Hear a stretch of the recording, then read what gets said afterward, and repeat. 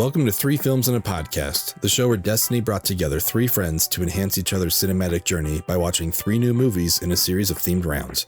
There is no claim of ownership on any film footage used in this episode, as all film footage is owned in its entirety by the copyright holders. And just like every car in Too Fast, Too Furious, this podcast contains spoilers. Enjoy! Hello, everybody, and welcome to Three Films and a Podcast. My name is Ben Lawhorn. I am joined, as always, by Tyler Beck. Unfortunately, our third person here, Matt Weiler, couldn't make it tonight. He's busy getting our baguettes and making our coffee, but we will see him next week. So I'm going to do it. Very excited about. For those of you new to the show, welcome to the Movie Club. If you're returning, welcome back to the Movie Club. We're happy to have everyone here. Please feel free to share this with everyone that you meet on the street. Anybody you know or don't know, just tell them about us.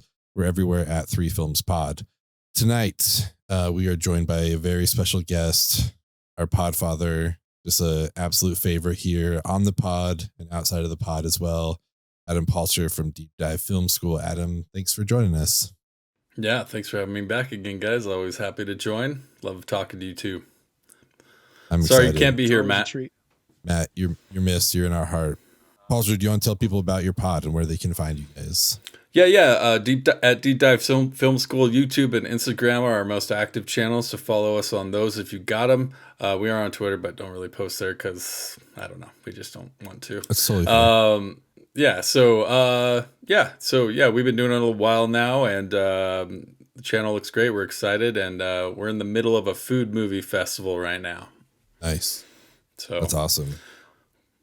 I've been enjoying this one because you're talking about movies I've seen. So I've really enjoyed the Ratatouille conversation. That's one of my favorite movies, and I loved Pig. So I was super stoked you guys talked about that. Hell yeah. Yeah, it's a movie about food in a very different way. Yes, it is. Without a doubt. Yeah. Plus, Nick Cage. Like, come on. You can't complain about Nick Cage. Do you see The Unbearable Weight of Massive Talent? Oh my gosh, yes. You It's like a that? Perfect love letter to Nick Cage. Yeah, it was awesome. I still need to see Pig, but tonight, unfortunately, there's no Nick Cage. Well, first, I just want to say... I'm out. I'm out. Wait, did I not tell you what we're watching? First, I just want to say, if you like our podcast, you will definitely love Deep Dive because they do like the good version of what we're doing. Like we copied them basically, essentially. So this is like... you know what? I'm just gonna say it. We're Joker, and they're the king of comedy. Like they are the good version of the story. they are king of comedy and Taxi Driver. Some people love Joker. Some people do. I love Joker. See, and that's what I appreciate. That means I love you guys. So I love it too. I appreciate all the love every time I'm on here. It really is. It's very humbling, and love you guys. You're doing great. Yeah, I love you. We're glad to have you here. Tonight, we are in the middle of our French films round, which was nominated by Tyler, going international this round, which is exciting. Last week, we talked about his nomination, La Haine, which was a great movie. Super fun to talk about that. So check out that episode.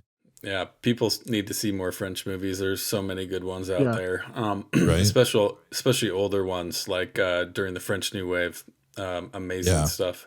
Yeah, I got talking about that with someone like, oh, what movies did you nominate? And I was like kind of surprised, like, oh, none of us picked like Godard or like Barda or anything like that. I was like, I don't know how we totally missed the New Wave. We just like kind of picked like all this other stuff. But I think that just speaks to how much stuff there is out there that should be watched and can't be watched. So, maybe we'll come back around to some more French films down the road. Cool. But tonight we're talking about my pick, which is 2009's film called A Prophet.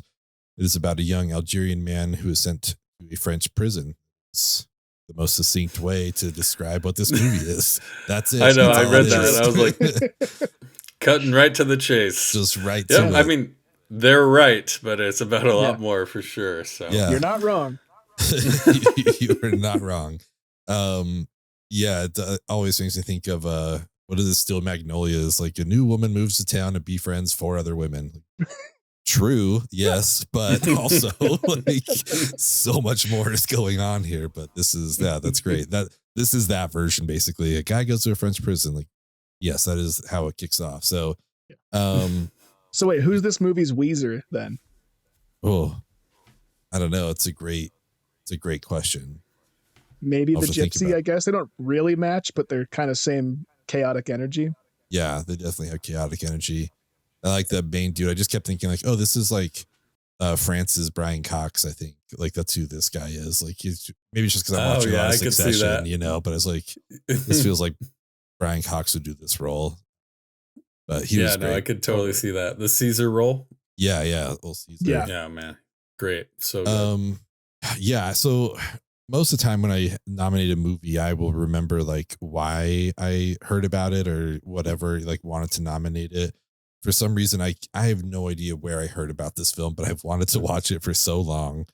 And then I think it was either on the Black Panther or the Creed press tour. Like people kept asking Ryan Coogler, like, oh, what's your inspiration? Like, what do you love? He's like, oh, my favorite film of all time is A Prophet. And I was like, okay, cool. I feel a little vindication, even though I still haven't seen it. And I know I've wanted to see it, but now it's like, oh, okay, this is like his favorite movie. Cool. So when Tyler brought up French films, it was like locked in right away. It's like, I finally, you know, it's the silly thing of this pod. Watch.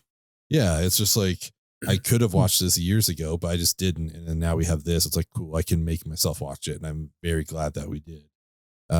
So this was a first watch for me. Tyler, I'm curious to hear about you, but I'm going to throw it to you first, Adam. Had you seen this before? I assume you had, because you like kind of wanted to talk about this movie, but I'd love to hear your thoughts overall on the movie and like, you know, what your first experience was with it. Yeah, I actually saw this one in the theaters. Nice. And mostly because everyone kept comparing it to The Godfather. And I was just like, okay, that's kind of that's a bold statement. It really is. Yeah. And you know, honestly, on this is probably the third or fourth time I've seen it, I think.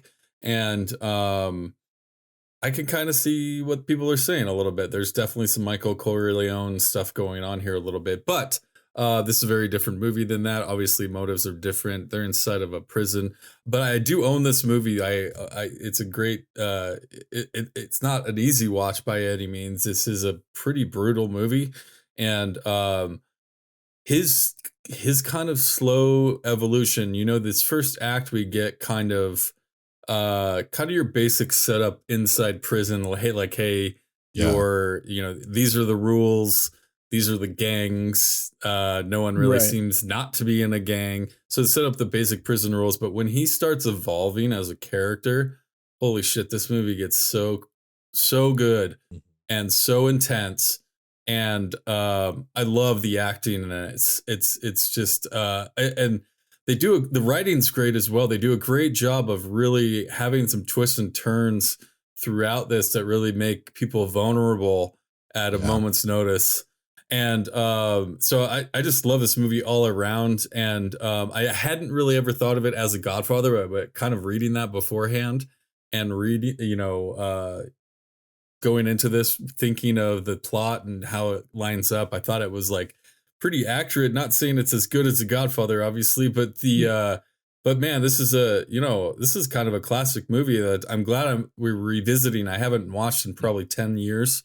And I don't know. I'm glad I was reminded how good this movie was. Yeah, for sure. I remember hearing you talk about it back in the early days of A Damn Film Podcast. I think it was before you dropped that part of the moniker. Like it was pretty early days.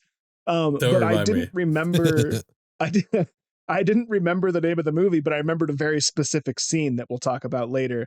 And so as I was watching this, I was like, oh, this is that fucking movie. But I didn't remember the name, but I remember it came very highly recommended by you and Sherlock. And I had been interested in seeing it for a long time. And yeah, kind of like along with what you were saying, Adam, it is a brutal movie and it can be a tough watch at times. But I think the thing that was most interesting for me is kind of seeing the different way that like the prison system treated the prisoners in this movie. Like there almost seemed to be like a level of grace and humanity that I didn't expect from a typical like gritty prison drama movie. Like there seemed to be some like decorum and like some respect from like the system to the prisoners. I mean, they're still in prison, but you never got the sense that like other than when they were ordered to by Caesar. Like the guards are really abusing their power that much. They're as much pawns of Caesar as anyone else. So it's like, that's true. I don't know. I just thought that was super interesting to see in comparison to like what we think of like the American prison system. And so, was this your first time watching it, Fuzz? Yeah, totally. It is. And it's part of the reason I wanted to watch movies from a different culture, from different influences, to just kind of see how they would approach this story, because it is in some ways very similar to like what we see from typical American crime dramas. But I don't know, there's just a level of honesty and dignity to it all that I found surprising. And another interesting thing I noticed is the violence did seem realistic for the most part, but it seemed toned down in its severity. It's extremely violent, but like, if we see a fight scene in a prison movie, like from an American studio, there's like faces caving in and really heavy punch sounds. They really dial it up and ramp up the violence and the blood flying everywhere. But in this movie, like one punch and one kick would essentially do to a person what it would do in real life. And I really appreciated that. Like it was gritty and ultra violent, but not like gratuitously so. I actually really liked that. I agree. I'm glad they showed that part, because it is hard to watch, but I'm glad they showed it, because it did seem realistic. It didn't seem very fake. Like, I mean, it's intense when he gets that bag over his head in that first act, where they're basically forcing him to kill this other inmate. I mean, it's crazy. He thinks it's the end, I assume, and he's just some young kid. Yeah, it's nuts. Yeah, I think all those points are valid. That they didn't do like the Bourne Identity like smash edits, like let's get really close. It's just like, no, we're just gonna stand back and watch this happen. But it's pretty fucked up. And like you said, you only need a couple of good kicks to really get taken out. You don't need to continually like the message has been sent.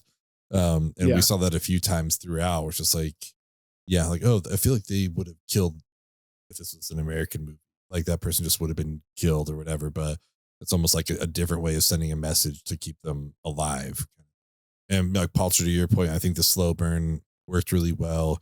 This is something that before turning it on, I took note of the 2.5 hour runtime, but while watching it, did not affect me really at all. It's just like, oh, this is moving along just great. Like I did not, it didn't lag really at all. Like a nice slow burn at the beginning, but then like we kind of pick up and it maintains its speed the whole time. I thought our protagonist, our main dude, Tahar Rahim, I believe is how you say his name. Man, he was fantastic. Like the evolution he has throughout this whole thing. And the callback that we get kind of like at the end. I mean, obviously this is all a spoiler pod, but when he gets his like belongings at the end, like you flash back to 2 hours, 20 minutes earlier. It's like, oh yeah, I forgot he tried to hide that $50 in his shoe. And just like this he had kid, nothing. Yeah. It's like one cigarette, one lighter, and $50 that they confiscate. And then now he's just like the man, it's just really cool to see his evolution throughout. I loved sets. I love all that kind of stuff. Like everything felt so real and so lived in, which was so well done.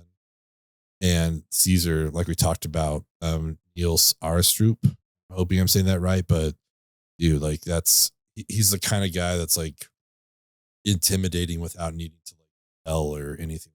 That's like you just look at that room. It's like, oh, that's the guy that's in charge for sure.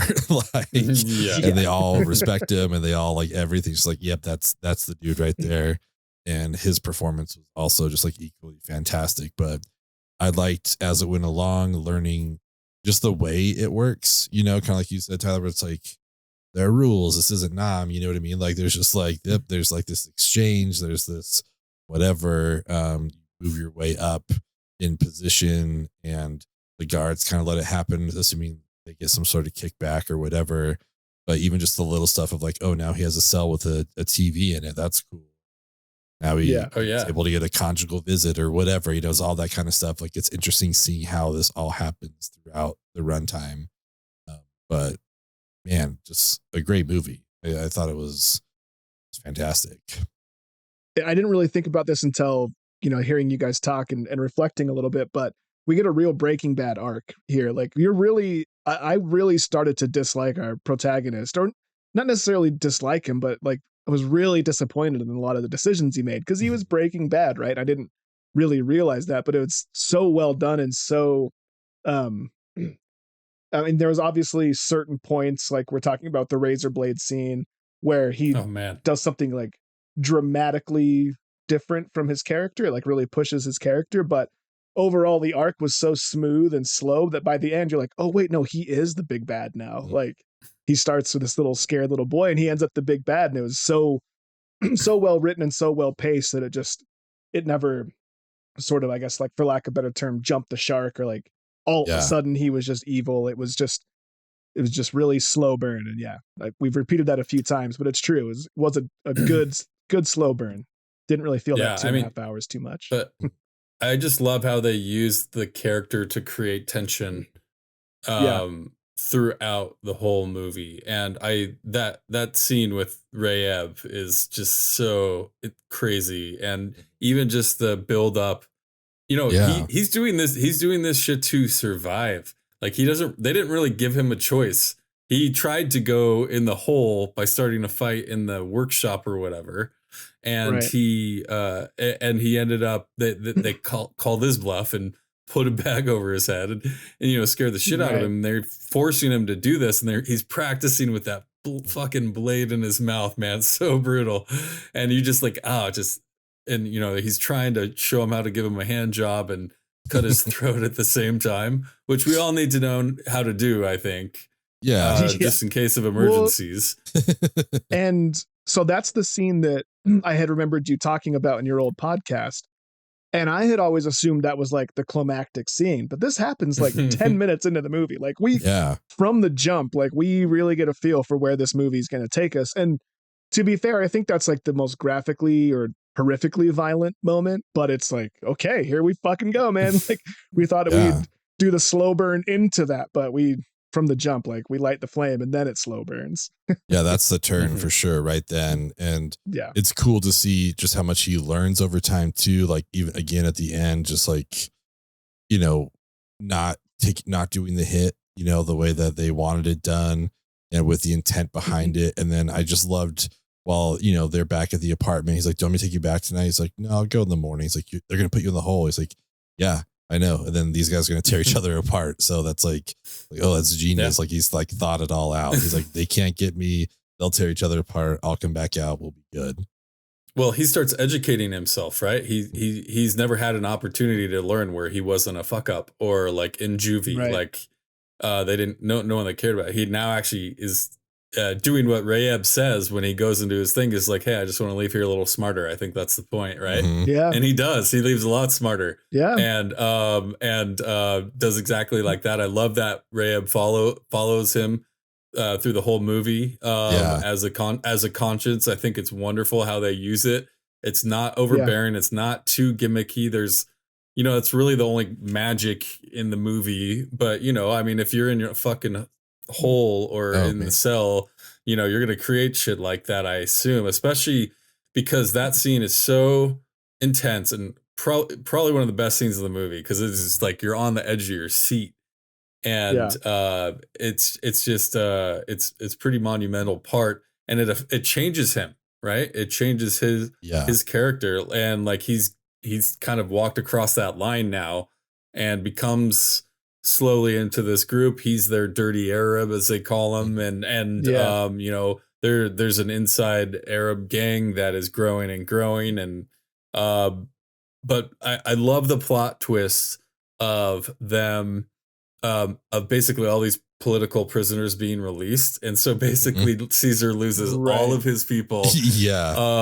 And is basically like, oh shit, what do I do? You're going to let me die in here alone? And they're like singing his name as they're leaving. Like, we won't forget you, Caesar. Yeah. And it's a pretty big flip flop, and he doesn't know what to do. And Malik gets a raise or a promotion, he gets he gets that TV, but he's also at some point gets let go for leave. Like Caesar wants him to go and apply for parole, so he can get leave and go work and do outside jobs for him and all this stuff. So just great writing, really great writing on top of everything else. And this poor guy, this character, he didn't have a chance, man, because the only reason he got brought into Caesar's gang is because he spoke Arabic or whatever language it was that his enemies spoke that he needed to spy for. And the only reason he got the promotion is because of some outside circumstance releasing those prisoners. And so it is pretty crazy to watch someone so deftly maneuver such a shitty hand, right? Like, this poor guy, like, it could have gone so bad for him. So despite me saying that, like, it got hard for me to root for him towards the end, it's like, you know what? Like, I got to respect it. Like, he could have ended up, you know, just as dead as Rayeb, you know? Mm-hmm. Like, I mean, that's the anti-hero choice, right? Like, that's what we get for watching all these anti-hero movies. It's like, sometimes you're not going to like everyone. And especially in prison, like, do you blame them? Like, have you ever seen Oz? Right. It's crazy. Yeah, exactly. Yeah, the writing is good. One thing I liked about it too, like I talked about earlier, just learning the progression, is that they didn't necessarily like hold our hands and explain stuff. It's just like, we're going to just see how he gets him his phone, like by swinging it outside the window, like whatever. Yeah. And it's not necessarily like we don't have Caesar train him. There's no training montage of how to like get me my phone or whatever. It's like, no, we're just gonna like watch it happen, which I think is kind of cool. Push it to the limit with him failing 4 times in a row, like working on a swing, you know. It's like, don't worry, I got another phone. Let's try it again.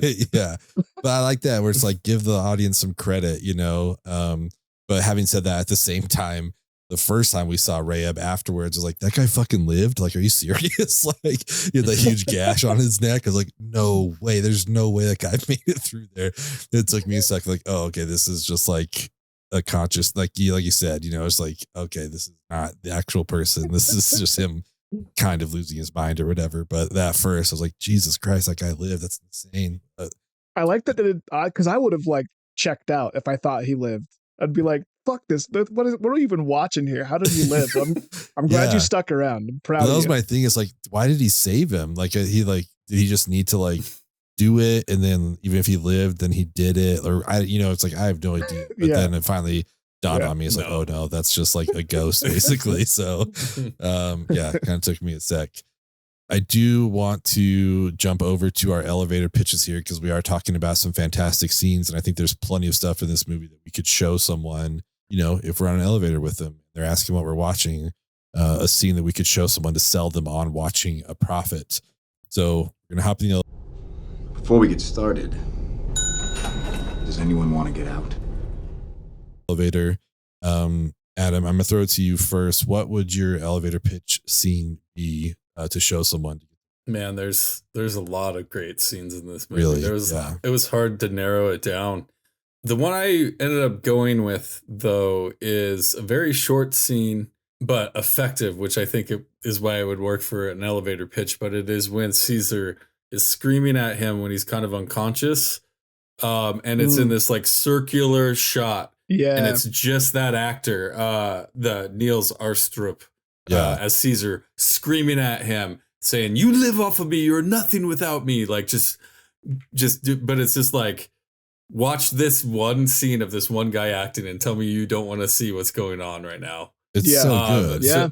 So that's my elevator pitch. Like, hey, watch this 45 second, like, just diatribe. It's awesome. And don't they even kind of do that in the movie? Don't we see that at the beginning? And then it comes back later on and we understand why it's in the circular thing, because he just had his eye like gouged out almost, basically, like with a spoon. Yeah, with a spoon. Like it was really cool to like have that callback. Like, oh, okay, that makes sense now why it was shot like that. Like that's a fantastic scene. So that was a great performance. They do great vision flashback stuff in this that you're not expecting as well, with the deer and that kind of stuff. So yeah, exactly. Tyler, what would your elevator pitch be? I mean, I'd have to go with the razor blade scene with Rayeb. Yeah. That's the scene that enticed me to watch the movie in the first place. I didn't see it. I heard about it through Adam, but there is a part of me that would want someone to be able to experience that in real time for the shock value. But I can't imagine you'd watch a scene like that and not want to know what else happens in this fucking movie. I don't think I've ever seen anything else like that before. I've certainly seen violence. I've certainly seen people using sex to take advantage of another person. I've seen all those things, but just the grittiness, the visceral feeling of watching him put that razor blade in his mouth and practice getting it out, and then realizing that he's not palming it, he's not pulling it into his hand, he's like using it in his mouth to like, just the intimacy of that violence is just pretty shocking and not something I think I've ever seen before. And I just don't know how you would see that and not want to know what else happens in this movie. But there's a ton of great scenes. I love that scene you mentioned, Adam. And I also wanted to shout out, I really loved the feeling I had the first time he goes out on leave.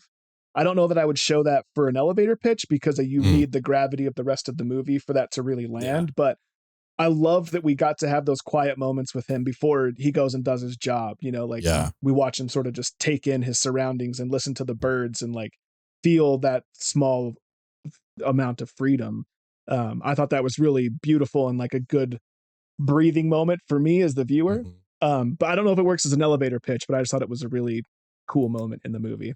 Yeah, I mean that's the obvious one. I assumed one of you guys would choose it, which is why I didn't. And man, and it doesn't go right for him. All the stuff he practiced didn't happen. That's why I love that. Yeah, and so I love that he just kind of had to react and do it, and like I love their interaction before he kills him. Yeah, because he thinks he's just there for a blowjob and some hash, and it gets, he kind of gets to know him for a second, and like he's like a nice guy actually. And so there's some guilt along with it, I think, and that's why he kind of always holds on to him. So it's such an important scene for that character to go through that and get to the point that he does. And obviously great scene, great choice. I love what you said about the intimacy of the violence. It's so true. I felt the whole time. One thing I loved about it is the fact that we spent so much time kind of with him on this training montage and learning how to do it all. Right. And it ends up being for naught because he's just like you said, Adam, like he walks in and he immediately tries to start doing the blowjob. The guy's like, no, like, let's just hang out. Like, just like, it's fine. And he's just so he wants to get it over with. Exactly. Like he's got like tunnel vision. He's like, nope, let's do it. Blowjob. I'm going to cut your throat. Like, pop up real quick, slit the throat. And then it ends up just being like a panic. Like, I just need to get it out. And it just turns into kind of this struggle. It's like, oh, none of what he just practiced matters at all. Like he just had to kind of go to this primal state. It's such a cool, like Hitchcock ticking clock moment with the blood coming out of his mouth. Cause it's over. Like the blood coming out of his mouth, the gambit is up. The jig is up, my friend. So like, what are you going to do? And it's just like, just watching the tension that builds is pretty special. Yeah. It's so good. For me, I mean, mine's longer. It's probably too long to actually show someone, but I just loved the whole sequence between his friend getting robbed, trying to run the hash by Latif, the Egyptian, as he's called. And then for Malik to then like, okay, do we know anyone here that knows him? Because I need to get my friend released. I need to get my hash back. And we find out that he like knows his brother. There's brother-in-law's in there. And they go get his mom and take this photo of her with like a noose around her neck. And just like, it was just, for me, it was one of the most powerful scenes of like, oh, he's really like dialing it up now. Like he's like making moves, like not just making money on the outside. Now he's like inside the prison and he's like doing his own thing separate from Caesar. It's like, oh, he's doing it right now. I genuinely don't know how to like nail down what part of it to show him other than just like, probably going into the shower is like, it doesn't really give you the whole context of everything, but I think it lets you know like, oh, they are there to like fuck them up. Cause isn't that like before that too? He's like, oh, my friend's his ankle, we got to go. And then suddenly just like, they're walking normally. And then, I just, that's probably what I would show is the shower scene of just like, get my friend out. I want my stuff back and your mom will live, like that sequence was super powerful to me. And it's another good example of how toned down the violence is, because it's incredibly violent and super scary, but like that could have easily been blood flying all over the shower because they're hitting him with tuna cans in a sock, right? Like, but that's, to me, I've never hit anyone with a tuna can in a sock. So, believe it or not. But like, I would imagine that's probably exactly what it would look like. You know what I mean? And even the moment with when they put his mom in a noose, like just that idea and the act of doing that alone is so menacing and like violent and terrible enough. We don't need it to be any more gratuitous than that. And I feel like that's my favorite thing about this movie is, despite how graphic and intense it is like in its own way toned back in a way that like I don't feel like a lot of people have the restraint to do, like that's honestly like one of my biggest complaints, even with movies like I love John Wick, and I don't think it's that bad as far as being overly gratuitous, but I mean, come on, it's he kills people with pencils and stuff, I mean, that's part of the fun of it, but it's just like at a certain point, like I appreciate that I can watch a movie that's this intense, but like doesn't feel as like gratuitously graphic and gory, you know what I mean? And like there is moments of it, but there's a certain point where he's the smartest person in the room now, right? Like he's giving Caesar advice at one point, and he's like, "Oh, look, that a boy!" Like because Caesar still thinks he's under his control, but he's got all these side gigs going. His network is growing. His respect, his power is growing. He doesn't need Caesar, especially after all of his people bailed anymore. And it's a great scenes. The other scene I was battling with potentially putting on here was the one where he ambushes the car. And he's laying on the ground under the body, and he pops back up and kills those guys. That is like the "I'm here" moment. For him, like you thought he was going there, and that's where he became that guy. So that was a very effective scene. And what they did with the sound design in that scene was so cool. He's like kind of lost his hearing at that point, but we get to hear his breathing as he's down there. It's just like his excited breathe. I don't know. That was such a cool scene, so and the way they calm. let that play out. Crazy. But just like with his phrase, like, I can't hear you. Like you have to nod, like I like that they did that. Like they played that realistically. So yeah, that's another. I'm surprised he didn't go on to do more things. I look up his IMDb. Is like, why haven't I seen him in more stuff? Like I feel that was such a powerful performance. But speaking of powerful performances, we're going to head over to the Adam Driver Drive-In, and we're going to put together a double feature here. I just had sex. I'm about to eat nachos. It's the greatest moment of my life. Our buddy Adam runs a drive-in and asks us to kind of put a movie together with the movie we're talking about. So we have a profit, and we're going to pick a second film to show alongside, either before or after. Tyler, do you know what movie you'd be showing with a profit? I do. I would show The Departed. There's a lot of parallels, I feel like. Just the old man ringleader, some double crossing, one guy playing both sides of the fence. And there was a literal moment. You mentioned Brian Cox would be a great Caesar, and I totally agree. But there was a moment I was like, oh, okay, yeah, he's doing the Jack thing. Like I don't know which one of these came first. I don't remember, when The Departed came out, who's taking from who here, but I was just like, I feel like you could easily just take Jack and put him in the same character from The Departed and put him as Caesar, and it would have been effectively the same thing. I do think I liked this. I love a hammy Jack performance, you know what I mean? Like, but I did like the menace of Caesar. I did think he was a very effective villain, but I don't know. It made me really want to watch The Departed. I'd probably watch The Departed second, only because this is America and we have American patrons, and I like that.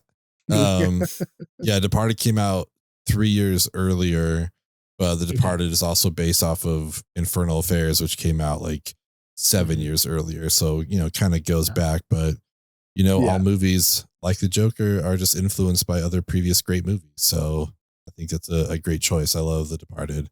Palcher, what would your double feature be? This is always a fun battle because I like to connect things, and I like things to like mimic each other to some degree. But so, honestly, Godfather would be a great companion piece.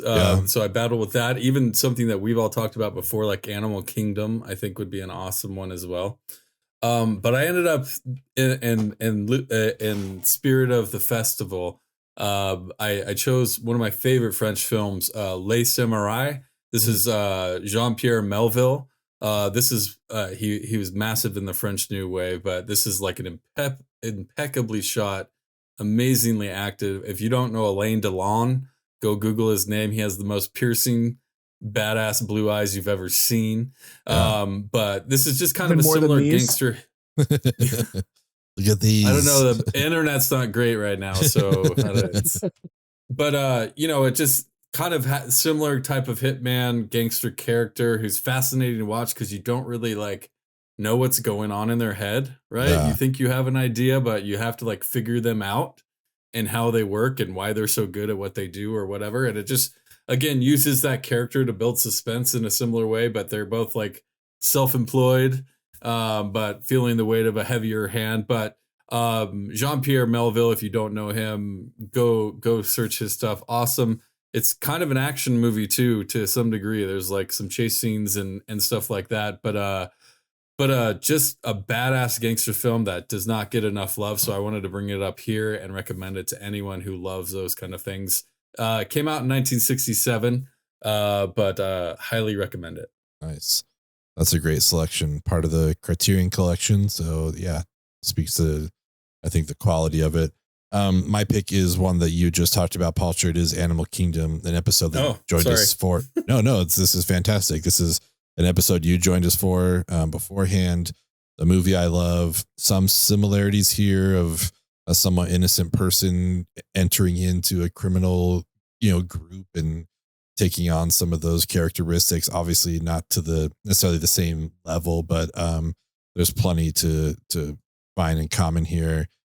Plus, you have Ben Mendelsohn in, I think, like possibly still like just the greatest performance he's ever given. Like I love him in that movie. So good. Totally. I love it so much. Do you know who am I? Like I think about that all the time. Yeah, great movie. If you haven't seen Animal Kingdom, please go watch it and then listen to our episode Culture about that. It's a super, super good movie. So yeah, I think now it's time. We're going to leave the drive-in. We're going to head to Rushmore Mountain. I wanted to do something a little bit lighter here since it's, kind of is a heavy movie. We've been talking about some heavy topics here. So our Rushmore this week is going to be protagonists with a mustache. These are OR scrubs. Oh, are they? Because our guy was rocking it for pretty much the entire movie, sometimes at different lengths and stuff, but he was rocking that mustache. I dug it. So yeah, that's what we're going to go with. I'll throw mine out there right now. Anytime that I am creating a character in NBA 2K or any sort of game, I always call my character Aldo Rain, just because I love that name so much. So that's what I'm going to go with, is Inglourious Bastards. Brad Pitt as Lieutenant Aldo Rain. Just a great mustache. It's hard to beat. He's easy on the eyes for sure. And I just think that's possibly Tarantino still his like best film he's ever done.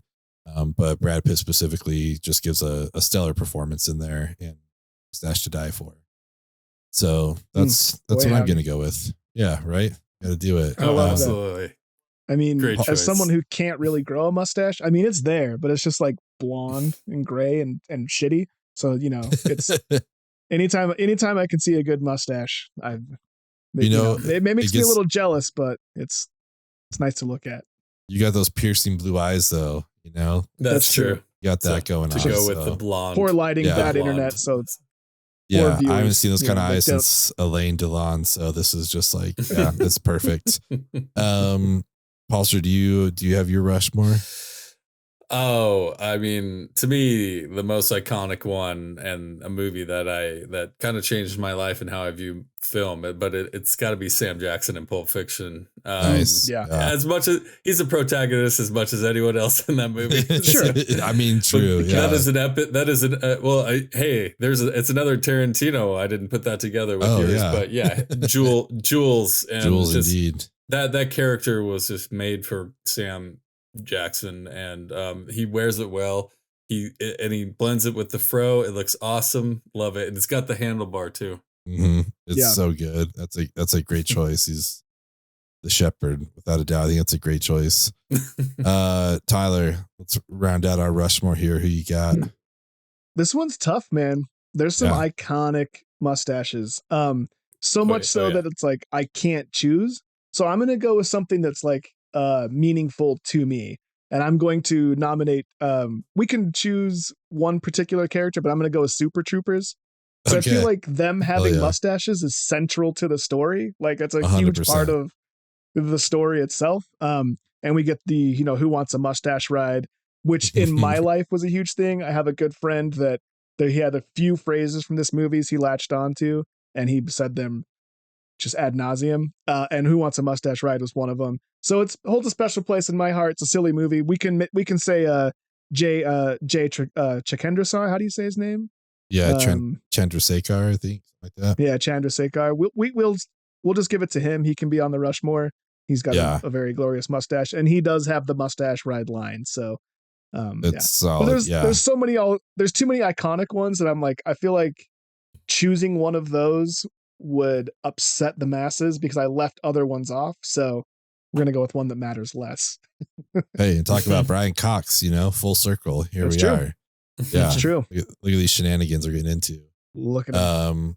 I thought for sure someone was going to pick Daniel Plainview because that's quite the stash as well. But I like our list. I think it's solid. Or Ron Burgundy. Yeah, Burgundy would be good too. Yeah. I mean, I'm like Charlie Chaplin. I thought you were going, who? I don't know who that is. It's too old for me. I thought you may have gone Sam Elliott and Big Lebowski there, Fuzz, for a minute. Yeah, he's not enough of the protagonist, I felt like, and again, it's another iconic one that like I picked that one. Yeah. It's like, oh, what about Tombstone or what about X, Y, or Z? So it's like so many. I like the Super Troopers choice. Yeah, thank you. Daniel Plainview's good, but Daniel Day-Lewis in Gangs of New York has a much more epic mustache. Yeah, I like that. That's a great choice as well. Is there anything else you guys want to talk about with A Prophet? If not, I do have a little fun fact, but I'll wait. What were we gonna say, Tyler? Well, I can see the notes. Peek behind the curtain here, listeners. Yeah. This isn't just off the cuff. We're not that good. But I can see in the notes you're going to talk about music, and I was going to mention in the elevator pitch moment. Or the elevator pitch segment, I really loved the montage with Nas rapping over that that blues beat. I don't know why. I just like, maybe it's my patriotism. I'm like, hell yeah, they made this movie in French, but they had to include an American rap song. So yeah, but it's just such a cool. It's a really cool fucking song, and it's a pretty fun montage to watch. So I know that your next note is about music, so I figured I'd drop that here, but. Well, mine was a fun fact that I just learned because they do a cover of Mac the Knife over the credits. I was like, oh wow, this is a really interesting version of this. And kind of coming full circle to stuff we've been talking about all night. The song is performed by a country singer by the name of Jimmy Dale Gilmore, otherwise known as Smokey from The Big Lebowski. Over the Line. That's the dude who sings this cover of Mac the Knife at the end of the movie. Holy shit. Is that crazy? Like I looked it up. I was like, who sings this cover? And it like pulls it up. I'm like, God, that looks a lot like fucking Smokey, man. Like that's crazy. And then I go there and like on the IMDb, he does not have a picture, but his name is on there in The Big Lebowski. I was like, oh wow, that is amazing. So I just thought, what a random connection. Right? That's some pretty fun headcanon to build. Like you could see Smokey being like a burnt out country singer in LA, like in a bowling league, totally. Right? Yeah. I love it so much. So it's like, I got to bring that up because I thought that was such a fun little tie in there for sure. A movie that all of us love here. Well, Palcher, thank you so much for joining us to talk about this movie. This was a blast. Will you tell people once again where they can find you and Sherlock? Yes, please. Yeah, come join us. We've got all sorts of festivals. We do scene analysis every other week as well at Deep Dive Film School. Check us out on Instagram and YouTube. Those are our biggest and most active channels. But look forward to the new audience, and I appreciate you guys having me again. It's always fun chatting movies. I appreciate you bringing me back on. Yeah, always, dude. Anytime you want, open invitation. Next week, we're going to be ending our French films round with Matt's pick, The Return of Martin Guerre, which should be fun. We're having Tom Lehman come on from Talking podcast. So thanks everyone for joining us, and we will see you.